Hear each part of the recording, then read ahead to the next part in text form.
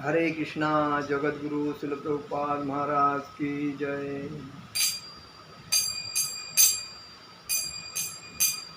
जय राधा माधव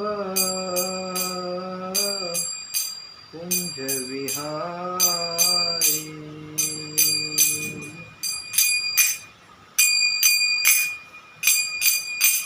जय राधा माधव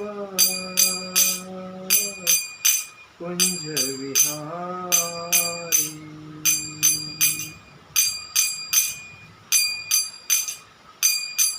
गोपीजन वल्लभ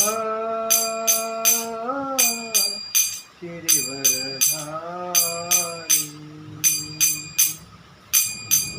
यशोदानंद व्रज जन रंजन। यशोदानंद व्रज जन रंजन। यमुना तीरावण चार। यमुना तीरावण चारी। जय राधा माधव कुंज विहारी। हरे कृष्णा कृष्णा कृष्णा हरे हरे। हरे राम राम राम हरे हरे। हरे कृष्णा कृष्णा कृष्णा हरे हरे। हरे राम राम राम हरे हरे। हरे कृष्णा कृष्णा कृष्णा हरे हरे। हरे राम राम राम हरे हरे। हरे कृष्णा कृष्णा कृष्णा हरे हरे। हरे राम राम राम हरे हरे। हरे कृष्णा कृष्णा कृष्णा हरे हरे। हरे राम राम राम हरे हरे। जय ओम विष्णुपाद परमहंस परिव्राजकाचार्य अष्टोत्तर जय। नित्य लीला प्रविष्ट जय ओम विष्णुपाद परमहंस परिव्राजकाचार्य अष्टोत्तर जय। अभय चरणारविंद भक्ति वेदांत स्वामी शिल प्रभुपाद महाराज की जय। नित्य लीला प्रविष्ट जय ओम विष्णुपाद परमहंस परिव्राजकाचार्य अष्टोत्तर श्री भक्ति सिद्धांत सरस्वती ठाकुर शिल प्रभुपाद महाराज की जय। अनंत कोटि वैष्णव वृंद की जय। नामाचार्य शिल हरिदास ठाकुर की जय। प्रेम से कहो श्री कृष्ण चैतन्य प्रभु नित्यानंद श्री अद्वैत गदाधर शिवासादि गौर भक्त वृंद की जय। श्री श्री राधा कृष्ण गोपीनाथ श्याम कुंड राधा कुंड गिरि गोवर्धन की जय। वृंदावन धाम की जय। मथुरा धाम की जय। अयोध्या धाम की जय। नवदीप धाम की जय। नवदीप मायापुर धाम की जय।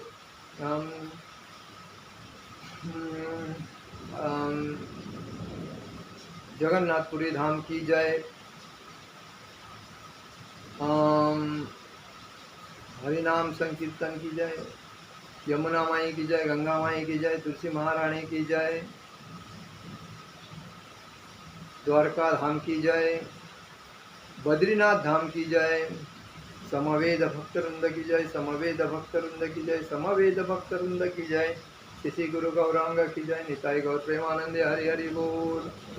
ओम अज्ञानतिमिरान्धस्य ज्ञानाञ्जनशलाकया चक्षुरुन्मीलितेन तस्मै श्रीगुरुवे नमः। श्रीचैतन्यमनोभीष्टं स्थापितं येन भूतले स्वयं रूप कदा मह्यं ददाति स्वपदं। वंदेहम श्रीगुरुं श्रीयुक्तकमलं श्रीगुरुवैष्णवांच श्रीरूपं साग्रजातं सहगण रघुनाथं तं तं तं तं सजीवं साद्वैतं सावधूतं परिजन कृष्ण चैतन्य देव श्री राधा कृष्ण पादान सहगण ललिता श्री विशाखान्वितांच हे कृष्ण करुणा सिंधु दीनबंधु जगतपते गोपेश गोपिका कांत राधा कांत नमस्ते तप्त कांचन गौरांगी राधे वृंदावनेश्वरी विश्वानुसुते देवी प्रणमामि हरिप्रिये वाञ्छाकल्पतरुभ्यश्च कृपा सिन्धुवे भवतु पतितानां पावनेभ्यो वैष्णवेभ्यो नमो नमः। नमो महावदन्याय कृष्ण प्रेम प्रदायते कृष्णाय कृष्ण चैतन्य नामने गौरतिष्वे नमः। जय श्री कृष्ण चैतन्य प्रभु नित्यानंद श्री अद्वैत गदाधर शिवासादि गौर भक्तवृंद।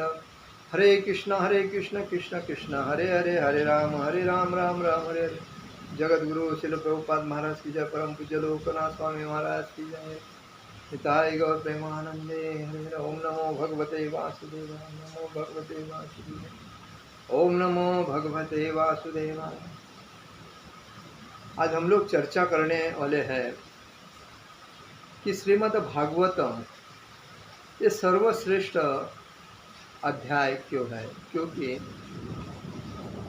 ये संपूर्ण आध्यात्मिकता में अलग अलग जो ग्रंथ है उस ग्रंथ में सर्वश्रेष्ठ श्रीमद् भागवत ग्रंथ है। और श्रीमद् भागवत ग्रंथ ये सबसे श्रेष्ठ ग्रंथ है। और ये ग्रंथ हर व्यक्ति ने अपने घर में रखना जरूरी है, क्योंकि इस ग्रंथ से अपने घर में जितने भी अपने पारिवारिक लोग हैं उनको उसका फ़ायदा होता है। और दूसरी बात, ये ग्रंथ में सब कुछ दिया है, मतलब फैमिली का उद्धार, राजनीतिक, बीमारी के ऊपर विलास, मतलब क्या नहीं दिया, इसमें सब कुछ दिया है। और इसीलिए हमें ये भागवतम अपने घर में रखना जरूरी है। क्योंकि हम क्या करते हैं कि अलग अलग लोगों के बातों में जाके अपना मुख्य जो हेतु है उसको भूल जाते हैं, और उसके वजह से हमें भागवतम का ज्ञान प्राप्त नहीं होता। और इसीलिए हमें भागवतम हमेशा अपने पास रखना चाहिए, भागवतम का सेट रखना चाहिए। भागवतम का सेट रखने से हम तो पढ़ते हैं, हमारे बच्चे पढ़ते हैं, उसके बाद उनके बच्चे पढ़ते हैं, उसके बाद उनके, ऐसा एक परंपरा उसका फ़ायदा होता है। मतलब एक व्यक्ति खरीदता है लेकिन उसको कंटिन्यू लाइफ टाइम परंपरा में उसका फ़ायदा होता है। इसके लिए यूज़ करना जरूरी है। आज यहाँ इतना ज़ोर से बारिश गिर रहा है कि इधर देखो बादल इतने ज़ोर ज़ोर से आवाज़ कर रहे हैं, तो और मूसलाधार पाउस हो रहा है। तो कहने का मतलब यह है कि हमें भागवत की इसे इसलिए कहा गया है कि श्रीमद् भागवत को वैदिक ज्ञान का कल्पतरु कहा जाता है। श्रीमद् भागवत को वैदिक ज्ञान का कल्पतरु कहा जाता है। कल्पतरु का मतलब, कल्पवृक्ष का मतलब कल्पना जितने करने का उतने उसका फायदा होता है। और वेद का मतलब है ज्ञान, बरोबर। तो ज्ञान की राशि है, वेद का अर्थ है ज्ञान, और राशि मतलब भागवतम ये ज्ञान की राशि है और हर व्यक्ति की काम की चीज़ है। तो इसीलिए यहाँ दिया गया है भागवत एक आम के जैसा है। आम बोलेगा तो आम के अलग अलग प्रकार होते हैं, अलग अलग एरिया में, अलग अलग राज्य में अलग अलग आम पकता है, लेकिन सबसे श्रेष्ठ और सबसे मूल्यवान आम है।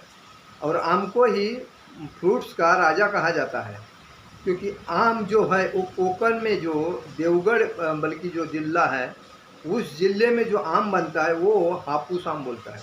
और वो हापुस जो आम है वो सभी आम का राजा है, क्योंकि उसका स्मेल कम से कम, हम अगर वो पक जाता है तो कम से कम 10 मीटर 20 मीटर तक उसका स्मेल जाता है। और वो आम एक बार खाने से ऐसा स्वादिष्ट लगता है कि हाथ का भी स्मेल नहीं जाता है। और इसीलिए वो आम, लेकिन आम में गुठली रहती है और उसके ऊपर छिलका रहता है, साल रहती है। लेकिन आम भागवत ग्रंथ जो है वो उसके जो अंदर जो मांस रहता है, जो छिलका और गुठली के व्यतिरिक्त, तो वो मांस की तरह स्वादिष्ट कहा गया है। और इसीलिए उसको जो पढ़ता है और उसका जो ज्ञान प्राप्त करता है, इसको ज्ञानी कहा जाता है। तो यही बात है कि मानव समाज को जिस किसी ज्ञान की आवश्यकता है वह श्री मद भागवतम में पूर्णतया प्रस्तुत किया गया है। वैदिक ग्रंथों में ज्ञान की विविध शाखाएं हैं, जिनमें मतलब वैदिक विविध शाखाएं हैं वैदिक ग्रंथों में। तो उसमें समाज का विज्ञान आता है, राजनीतिक आता है, औषधि क्या क्या होनी चाहिए वो आती है। उसके बाद सैन्य की कला, सैन्य को कैसा प्रशिक्षण देना है, सैन्य को कैसा लड़ना है, उसके बारे में जानकारी होती है। वेदों में इतना इनका तथा ज्ञान की अन्य शाखाओं का वर्णन मिलता है, मतलब पूर्ण वेदों का वर्णन मिलता है। इसीलिए जहाँ तक आध्यात्मिक ज्ञान का संबंध है उसका भी सम्यक वर्णन मिलता है। मतलब आध्यात्मिक ज्ञान का जो वर्णन है वो सब इस भागवतम, श्रीमद् भागवतम में है। तो श्रीमद् भागवतम को वेदों के इस कल्पवृक्ष का पक्व फल माना जाता है। श्रीमद् भागवतम को पिका हुआ फल ऐसा माना जाता है। मतलब पूर्ण ज्ञान से स्वादिष्ट ग्रंथ आणि ज्ञान युक्त ग्रंथ ये माना जाता है। जैसा फल पकता है, पकने के बाद स्वादिष्ट लगता है, वैसा इस ग्रंथ को पढ़ने के बाद, उसकी जानकारी मिलने के बाद इस सृष्टि से सब कुछ जितना कुछ है वो सब भागवतम में दिया। और इसीलिए भागवतम हर भागवत पुराण जो बोलते हैं वही अपने घर में होना जरूरी है। वृक्ष का सम्मान फल उत्पादन के कारण है। जब कोई भी वृक्ष को फल लगता है तो उसका फल पकने के बाद, स्वादिष्ट करने के बाद उस फल की प्रतिष्ठा से वो झाड़ की प्रतिष्ठा बढ़ती है। वैसा ही भागवतम पढ़ने से, भागवत ग्रंथ से आदमी ज्ञानी बनता है और वो उसकी प्रतिष्ठा बढ़ाता है। तो इधर उदाहरण दिया है, आम्र वृक्ष को अत्यंत मौल्यवान माना जाता है। जो आम का वृक्ष है, पेड़ है, उसको मौल्यवान माना जाता है। देखो शुभ कार्य में भी आम का डाली, मतलब उसका ब्रांच होता है, वो दरवाजे पे लगाते हैं। कोई अगर घर में उत्सव है तो आम का जो पत्ते हैं वो दरवाजे को बांधते हैं, खंबे को बांध के सजावट करते हैं, इतना। और उसका जो आम का जो फल है वो जो घर में अगर प्रसाद के लिए बांटते हैं या खाते हैं, या तो वो तो पूर्णतः एकदम मतलब आदमी के मुंह की और हाथ की टेस्टी नहीं जाती है, तो इतना स्वादिष्ट रहता है। तो वैसा ही श्रीमद् भागवतम हर जगह पे का ज्ञान बढ़ाने के लिए चीज़ है। उसके बाद इसमें फलों के राजा आम के फल लगते हैं।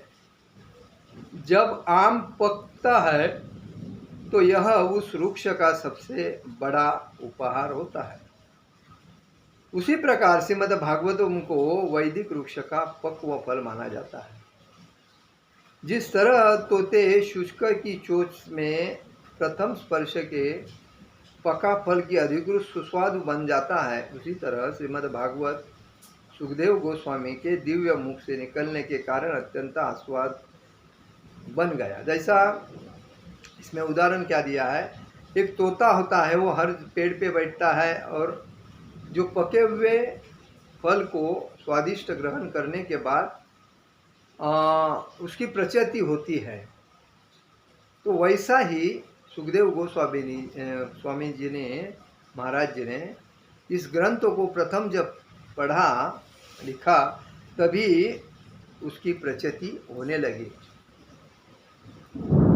मतलब उन्होंने जब पढ़ने के बाद जब सब लोगों ने सुना, जैसा कि परीक्षित महाराज गंगा नदी के तीर पर बैठे थे, उसको एक ब्राह्मण का शाप मिला था, तो उस बेसिस पे 7 दिन में तुम्हारा अंत होएगा, उसके बाद में सुखदेव गोस्वामी जी ने उनको ये ग्रंथ जब उसको पढ़ाया उधर, तभी उसमें उनको ज्ञान प्राप्त हुआ, और इस ज्ञान की वजह से ही वो बाकी लोग जब सुनते हैं तो उनको भी ज्ञान प्राप्त होता है। श्रीमद् भागवत को अविच्छिन्न शिष्य परंपरा से प्राप्त करना चाहिए। मतलब जैसा कि हम पढ़ते हैं, हमारे बच्चे पढ़ेंगे, उसके बाद मतलब अच्छे अच्छे गुरु से भागवतम पढ़ के सुनना चाहिए। मतलब उनके माध्यम से हमें ज्ञान प्राप्त होता है। भागवतम कभी कभी हम पढ़ते हैं लेकिन अपने सर के ऊपर से जाता है, क्योंकि हम इतने ज्ञानी नहीं होते।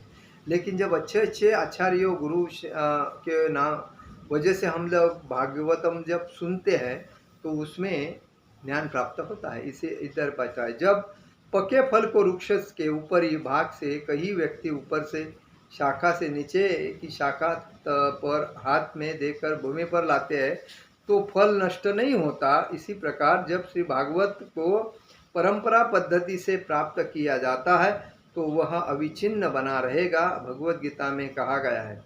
इसमें उदाहरण क्या दिया है, एक आम जब पेड़ पे पकता है तो पकने के बाद वो आम तो डायरेक्ट नीचे गिर नहीं गिरता है, तो उसको पकने के बाद उतारते हैं। तो कोई व्यक्ति उतारता है, वो व्यक्ति दूसरे के हाथ में देता है, दूसरा तीसरे के हाथ में देता है, तीसरा चौथे के हाथ में देता है, और बाद में वो दूसरा आदमी, मतलब जैसा कि एक मार्केट है, उस मार्केट में कोई भी फल मिलता है तो वो व्यापारी लेके आता है, वो बाद में डिस्ट्रीब्यूटर को देता है, डिस्ट्रीब्यूटर नंतर दूसरे डिस्ट्रीब्यूटर को देता है, दूसरे डिस्ट्रीब्यूटर तीसरे डिस्ट्रीब्यूटर को देता है, तीसरे डिस्ट्रीब्यूटर जो व्यापारी है डेली का बेचने वाला, उस बेचने वाले को देता है, और बेचने वाला पब्लिक को देता है। वैसा परंपरा होती है।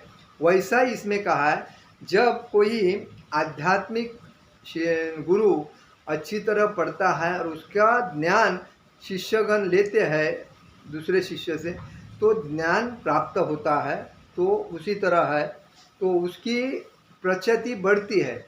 जैसा कि देखिए, एक एक शब्द का अर्थ अलग अलग होता है, एक एक वाक्य का अलग अलग अर्थ होता है, उदाहरण का अलग अलग होता है।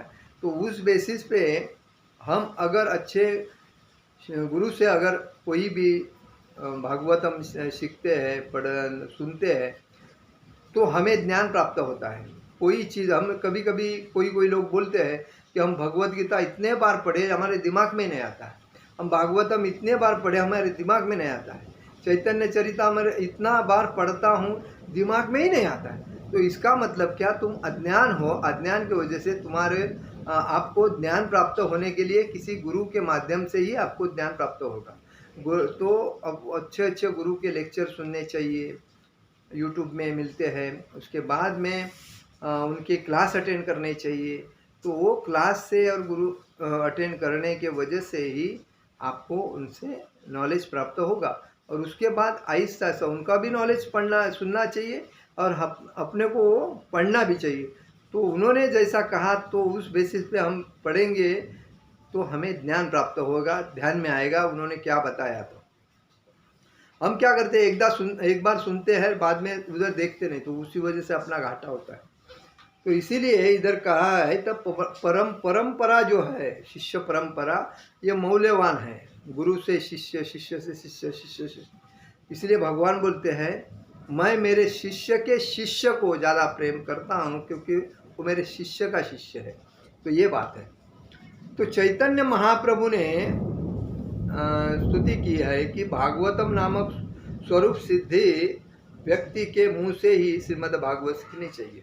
मतलब किससे, चैतन्य महाप्रभु ने क्या कहा, भागवतम नामक स्वरूप सिद्ध व्यक्ति, मतलब जो ज्ञानी है और जो अच्छी तरह प्रवचन देते हैं, तो ऐसे स्वरूप सिद्ध व्यक्ति के मुँह से ही श्रीमद् भागवतम सीखनी चाहिए, तो ज्ञान प्राप्त होता है।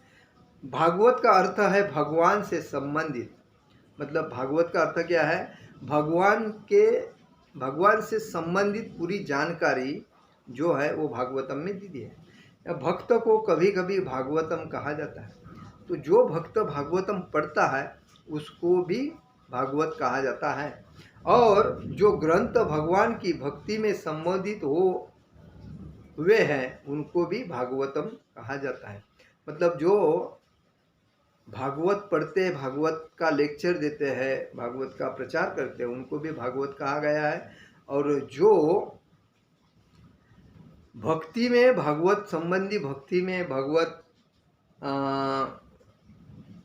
भगवान की भक्ति से संबंधित है जो भक्त, वो ग्रंथ को भी भागवत कहा गया है। श्रीमद् भागवतम का असली स्वाद चखने के लिए भागवत पुरुष से ही शिक्षा ग्रहण करनी चाहिए। मुक्त पुरुष से के लिए श्री भागवतम आस्वाद है। देखिए, जो भागवतम पढ़ता है, भागवतम का, देखिए कोई लोग अभी 3 दिन का भागवतम अध्याय रखते, 8 दिन का रखते, 7 दिन का रखते, 15 दिन का रखते, और पूरे लोगों को आमंत्रण देके उनको घर में हर दिन भागवतम क्लास देते, उसके बाद उनको प्रसाद देते। ये इतना श्रेष्ठ सेवा है कि करोड़ों करोड़ अरबों अरबों जन्मों के जो पाप है वो नष्ट होके उनको भागवत धाम प्राप्त होता है। क्योंकि भगवान का यही तो कहना है, आपके कितने करोड़, कितने लाख करोड़ बैंक में है उससे कोई मतलब नहीं है, कितने फैक्ट्री है उससे कोई मतलब नहीं, कितने प्रॉपर्टी है उससे कोई मतलब नहीं, कितना इनकम महीने में आ रहा है उससे कोई मतलब नहीं है, वो सब दिखता है, निकल जाएगा। लेकिन अगर ये भागवतम शिक्षा जनता को मिलेगी और उससे जनता ज्ञान प्राप्त होगी, तभी उनको ज्ञान देने वाला कितना श्रेष्ठ होएगा। देखिए, आपको एक एग्जाम्पल देता हूँ।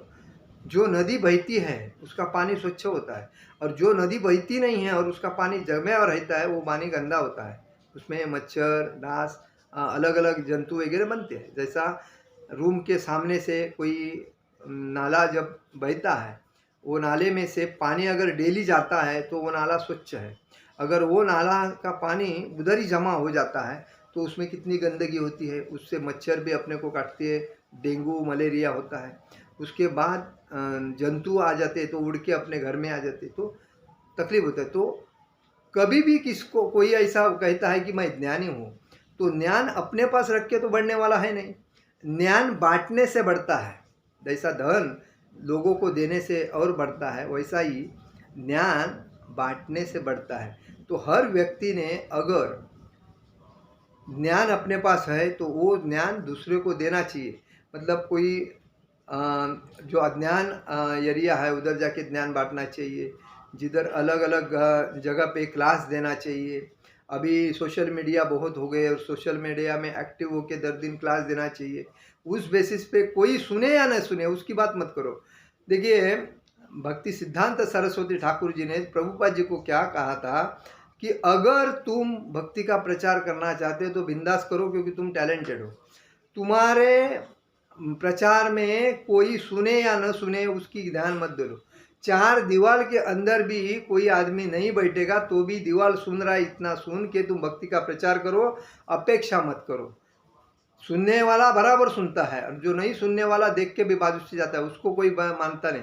लेकिन जिसने एक भी आदमी, अगर इतने करोड़ जनता में 10 आदमी भी अगर अपना प्रवचन सुनते हैं तो भी उसका फायदा वो 10 आदमी को हो रहा है। तो इसका मतलब तुम्हारा टाइम फुकट नहीं गया, भगवान के नाम का प्रचार कर रहे हो, उसका फायदा है। तो कहने का मतलब है कि श्रीमद् भागवत का असली स्वाद चखने के लिए भागवत पुरुष से ही शिक्षा ग्रहण करनी चाहिए। तो इसीलिए जो ज्ञानी खुद को समझता है उसने अपना ज्ञान दूसरे को बांटना चाहिए, अपने पास नहीं रखना चाहिए। पास रखने से खराब होता है मेंदू, बांटने से मेंदू तीक्ष्ण होता है और ज्ञान और भी बढ़ता है। तो दूसरी बात इसमें ये बताया है कि यद्यपि माता के गर्भ से ही मुक्त पुरुष थे, मतलब सुखदेव गोस्वामी जो थे उन्होंने माँ के पेट में मतलब सुखदेव गोस्वामी ने स्वीकार किया है कि यद्यपि वे अपनी माता के गर्भ से ही मुक्त पुरुष थे, किंतु श्रीमद् भागवत के आस्वादन के बाद ही वे महान भक्त बने। सुखदेव गोस्वामी ने तभी ध्यान में रखा था कि माँ के गर्भ में तभी ही कि वे भागवत के महान भक्त है। और कृष्ण भावनामृत में अग्रसर होने के लिए इच्छुक व्यक्ति को श्रीमद् भागवतम के तात्पर्य का आस्वादन प्रामाणिक भक्तों की व्याख्या से ही करना चाहिए। तो इधर दूसरा उदाहरण दिया है, देखो। शुद्ध भक्तों के समाज में श्रीमद् भागवत की व्याख्या करने वाला महत्व शौनक मुनि जो थे, वो नैमिषारण्य में की सभा में सूत गोस्वामी की उपस्थिति में बतलाया था कि सूत गोस्वामी ने पुष्टि की थी कि यदि कोई क्षण भर के लिए भी भगवत भक्त की संगति के करने का अवसर लाभ करता है तो वह विशेष क्षण इतना मूल्यवान होता है कि स्वर्ग तक पहुंचाने वाले या भवसागर से मोक्ष दिलवाने वाले पुण्य कर्म की भी उसकी तुलना नहीं कर सकते। देखिए, इसमें ये भी बताया है कि एक जो भक्त की जो संगति करता है वो कितना मूल्यवान व्यक्ति होता है, क्योंकि आज समाज में किसकी संगति करे उसके ऊपर डिपेंड करता है। कोई कोई व्यक्ति गलत आदमी की संगति करने से डाउन पोजीशन में जाता है, और जो सही आदमी की गलत मतलब अज्ञान व्यक्ति की संगति करने से अज्ञान बनता है, और ज्ञानी व्यक्ति की संगति से ज्ञानी बनता है। तो व्यक्ति को ये समझना चाहिए मैं किसकी संगति कर रहा हूँ। देखिए, जो दारू पीता है उस दारू पीने वाले की अगर संगति करता है तो वो आज नहीं तो कल दारू पीने वाला है, और जो बिना कोई नशा नहीं करता है और एक अच्छा जीवन जीता है उसकी संगति करने से अच्छा जीवन जिएगा। अगर वो भक्तिया की संगति करेगा तो भक्त के जैसा उसके गुण उसको भक्त के गुण मिलेंगे और कई दिन में वो भक्त बन जाएगा। और इसीलिए हमें किसकी संगति करना है वो हमें जानना चाहिए। मैं किसकी संगति कर रहा हूँ, सही व्यक्ति की कर रहा हूँ, गलत व्यक्ति की कर रहा हूँ। अगर जिस दिन मैं गलत व्यक्ति की संगति करूँगा तो मेरा जीवन बर्बाद हो जाएगा, सही व्यक्ति की संगति करूँगा तो मेरा जीवन आबाद होके उच्च वर्णी हो जाएगा। और इसीलिए शौनक मुनि नैमिषारण्य में क्या कहते हैं कि जो व्यक्ति, सूत गोस्वामी क्या कहते हैं कि यदि कोई क्षण भर के लिए भी भगवत भक्त की संगति करने का अवसर प्राप्त करता है, अवसर लाभ करता है, तो वह विशेष क्षण इतना मूल्यवान होता है कि वह स्वर्ग तक पहुंचाने वाला या भवसागर से मोक्ष दिलवाने वाले पुण्य कर्म भी उसकी तुलना नहीं कर सकते। मतलब कितना उसको फायदा होता है। मतलब ये भवसागर, ये दुखालय को भवसागर कहा, दुखालय क्यों कहा गया है कि हर व्यक्ति दुख में फंसा पड़ा है। कितना भी पैसा मिलता है, कितने भी पगार जो बड़ा होने के बाद, कितना भी सब कुछ इंद्रिय तृप्ति होने के बाद भी वो दुख ही भोगता है और दूसरे के प्रेशर में ही चलता है। तो इस भवसागर से अगर पार करना है तो उस व्यक्ति को ऐसे भगवत भक्ति की संगति करना जरूरी है जो उसको भगवत धाम लेके जाने के लिए सहकार्य कर सकता है। जैसा कि उदाहरण मैं आपको एक देता हूँ, जैसा कि दूध है एक कैन में और पानी है एक कैन में, अगर दोनों जब गिर जाती है जमीन पे तो दूध पानी अपने जगह से चलता है, दूध अपने जगह से चलता है। लेकिन आगे जाके जब दोनों एक दूसरे से मिल जाते हैं पानी और दूध, तो कौन सा दूध है और कौन सा पानी है किसी को मालूम पड़ता है? नहीं, तो सब दूध ही समझते हैं, बराबर है। तो सेम पोजीशन ये भक्तों का है। जब भौतिक संसार में दुखी व्यक्ति अगर भगवत भक्त की संगति करता है तो वो ऑटोमेटिक भक्ति में आ जाता है, और भक्ति में आने के बाद उसको भी ऑटोमेटिकली ऐसा लगता है कि मुझे भी इनके जैसा रहमान करना चाहिए, इनके जैसा ही चैंटिंग करना चाहिए, इनके जैसा ही मंदिर में जाना चाहिए, इनके जैसा ही सुबह जल्दी उठना चाहिए, तिलक करना चाहिए, भगवत गीता पढ़नी चाहिए और गुरु से मिलना चाहिए, भक्तों से और मिलना चाहिए। तो उसके बाद ऑटोमेटिकली परिवर्तन होता है। लोग तो उसको हंसेंगे क्योंकि जो नहीं करते हैं, जो मूर्ख लोग हैं तो उसको हंसेंगे क्योंकि वो बदल रहा है। तो उनके ऊपर ध्यान नहीं देना चाहिए। कभी भी देखो अच्छा आदमी कोई काम करता है तो उसको टोकने वाले, निंदा करने वाले बहुत रहते हैं, तो ऐसे को निंदा करने देना चाहिए। अपने को दोनों कानों ओपन करना चाहिए, इधर से सुनना चाहिए, इधर से छोड़ना चाहिए। दिमाग के अंदर नहीं लेना चाहिए। दिमाग के अंदर क्या अच्छा है उसको रखना चाहिए, बाकी इधर आया हवा इधर गया हवा। ऐसा करे कि अगर आदमी चलता है तो उसको उसका फ़ायदा होता है। अगर वो मेरे को हँस रहा है, वो मुझे मेरी कुचेष्टा कर रहा है, तो मैं ऐसा नहीं कर, तो वो आदमी कभी लाइफ में सुधरेगा नहीं और ना सुधरने देगा। तो हमें सुधरना है तो चुपचाप मन करके अपने को सुधरना चाहिए, तभी उसको शुद्ध भक्तों की संगति दिव्य रूप में इतनी मूल्यवान होती है कि कोई भी भौतिक सुख इसकी समता नहीं करता है। मतलब जो भक्त भौतिक संसारी या गृहस्थ भक्तों की संगति करता है तो उसकी संगति करने से उसको भौतिक सुख इतनी समता नहीं दे सकता, इतने उसका फायदा होता है। इधर कहा गया है, पुरुष का एक उदाहरण दिया है, पुरुष और स्त्री का। जिस पुरुष वीर्यवान है और स्त्री रोगी नहीं है तो उनके संभोग से गर्भधारण होगी।